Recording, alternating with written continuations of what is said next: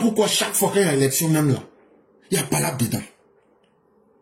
Alors que depuis les années 1945, il y avait élection en Côte d'Ivoire, mais il n'y avait pas Palab dedans.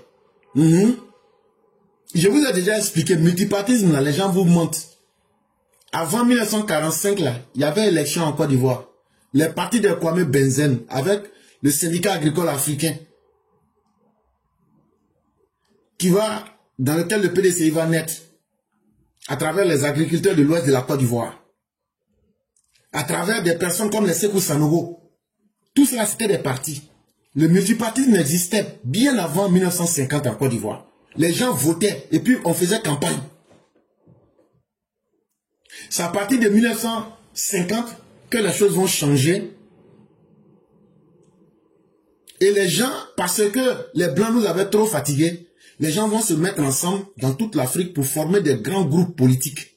Et un des grands groupes politiques, c'est le RDA, Rassemblement démocratique africain, qui a été créé en 1946 à Bamako. Plus on est ensemble et on lutte ensemble, le combat peut porter. Et quand les grands partis qui se sont réunis ont pu conquérir les indépendances, après, les partis qui ont pris le pouvoir, puisque les gens s'étaient tous mis ensemble, c'est là qu'on a connu les partis uniques. À partir de 1960 jusqu'à dans les années 90. Mais entre cette période-là, de 1945 jusqu'à 1990, là, il n'y avait pas Palab. Que ce soit dans le parti unique, que ce soit dans le multipartisme des années 45, il n'y avait pas Palab. Les gens venaient, ils donnaient leurs idées, et puis ça passait. Mais pourquoi, c'est à partir de 1990, Palab est rentré dans la politique, surtout quand on dit élection là? Non, ça doit être guerre, sinon on va pas respirer. C'est ça, on va vous expliquer pour que vous compreniez bien. Parce que quand tu comprends bien un problème, ça te permet de savoir ce qui s'est passé, ça permet de maîtriser le présent et ça permet d'éviter les mêmes erreurs dans le futur. En vérité, c'est Laurent Gbagbo qui a envoyé la violence en politique en Côte d'Ivoire. Pourquoi? Parce que pour lui, le pouvoir là, c'est une fin en soi. Faire la politique là, c'est prendre le pouvoir et puis devenir le chef d'une secte. Et surtout, quand tu prends le pouvoir, c'est dans une conception calamiteuse. Ça veut dire, quand tu prends le pouvoir là, tu dois faire peur aux autres pour pouvoir conserver le pouvoir. Et dans un tel environnement, la démocratie, c'est un mot qu'on dit dans la bouche. Mais qu'est-ce que c'est que la démocratie? Comment pratique-t-on la démocratie? Ça, c'est du flatus vocis. Ça veut dire des mots vides qu'on lance en l'air. Et donc, de la tromperie. Après la crise post-électorale de décembre 2010 et la meurtrière guerre civile qui s'en suivit, un examen collectif de conscience dans la classe politique et dans la société civile ivoirienne, ainsi que les aggiornamentos partisans requis, auraient pu permettre de pacifier pour de bon l'affrontement politique ivoirien en le redéfinissant comme lutte pour inclure la pluralité sociale et culturelle du pays, pour l'intégrer dans une nation citoyenne, pour mettre l'État au service des intérêts et des droits des membres de cette nation citoyenne. Chers parents, en vérité, si la guerre ne te donne pas de leçons, c'est qu'il n'y a rien qui peut te donner leçon. Est-ce que vous, les Ivoiriens, vous n'avez pas connu la crise post-électorale de 2010? Est-ce qu'avant la crise électorale, vous n'avez pas connu la sale guerre civile entre 2002 et 2011? Mais quand tu as connu de telles difficultés, normalement pour une personne réfléchie, si nous Ivoiriens, nous étions une société qui sait faire sa mise à jour, qui sait se questionner pour dire pourquoi la guerre est arrivée chez nous et pourquoi la guerre a duré chez nous, on devrait être capable, en tant que groupe de personnes humaines, en tant que des personnes qui vivent ensemble, on devrait être capable de nous dire vraiment Le pays là, après la guerre là, on doit chercher à ce que le pays reste en paix pour de bon.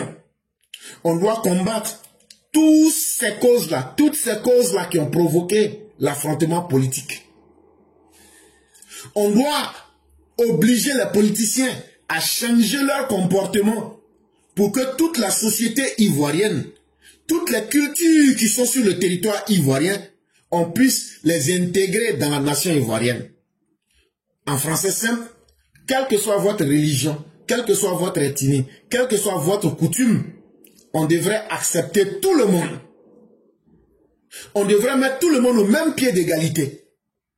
On devrait dire à nos dirigeants, ce qu'on vous demande là, c'est de mettre l'État au service des populations. C'est d'utiliser les moyens de l'État pour faire respecter les droits de tous les citoyens de la Côte d'Ivoire. Voilà, c'est à ce niveau-là que les Ivoiriens auraient dû être. Cet examen individuel et collectif de conscience et ces azénamientos partisans qui n'eurent pas lieu auraient pu permettre aux Ivoiriens de se réapproprier réflexivement de la signification de la démocratie et de situer l'affrontement démocratique dans sa substance comme affrontement programmatique et sociétal interpartisan pour la conquête et l'exercice du pouvoir d'État. Si les Ivoiriens avaient compris et avaient du respect pour les morts, la souffrance qu'ils ont vécue eux-mêmes, si nous-mêmes on se respectait et qu'on avait été capable de réfléchir un peu seulement, et on avait dit, comme on a réfléchi là, on dit que tout change et tout évolue. Seuls les imbéciles ne changent pas et n'évoluent pas. Et comme nous ne sommes pas un peuple imbécile, et que nous sommes un peuple qui apprend et qui s'adapte, nous n'allons plus commettre les mêmes erreurs.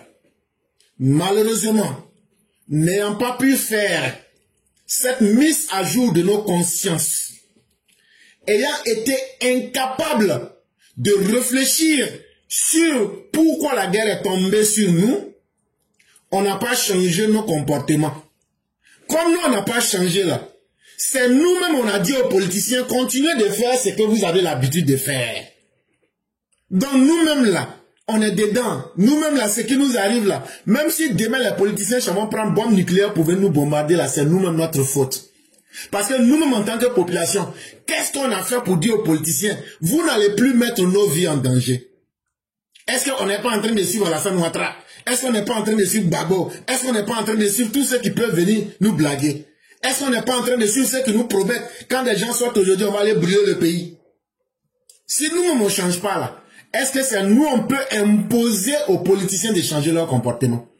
Voilà une des causes profondes du problème ivoirien.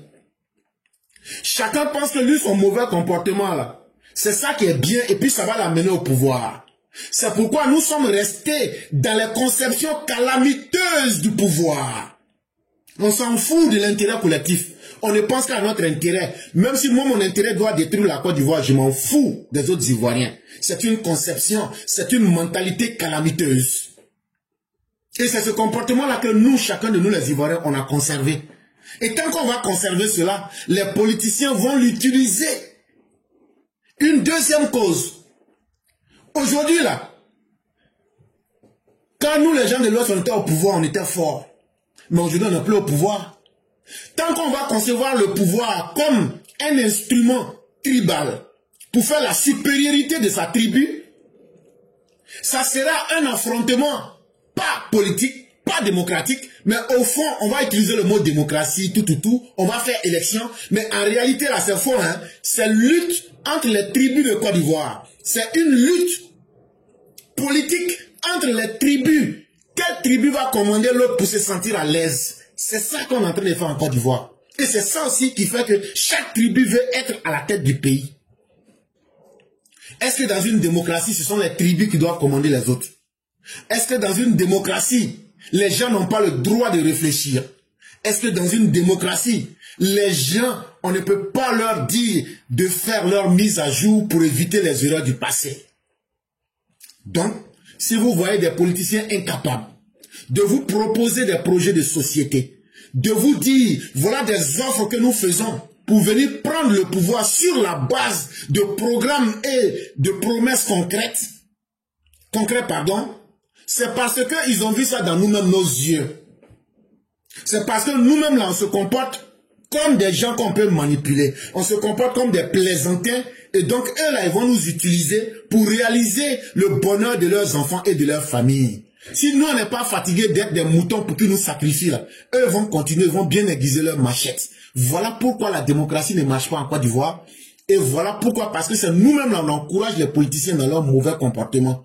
Et tant qu'on va continuer à encourager les politiciens dans leur mauvais comportement, ça va mettre ces politiciens en confiance que même si je n'ai rien et que je ne peux rien faire là, je peux me baser toujours sur une partie de la population pour créer la violence et puis on va prendre le pouvoir ou on va obliger le pouvoir en place pour discuter avec eux. Et quand on va discuter avec eux là, c'est qu'on veut, on va prendre.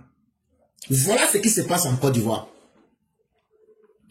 Cette vacance d'une autocritique réparatrice signifie que la nature insurrectionnelle et guerrière de notre affrontement politique, caractérisée par la prépondérance de la conscience victimaire, tant dans la classe politique que dans la société, vient d'une conception erronée et mortifère partagée de l'État, de la politique et de la démocratie.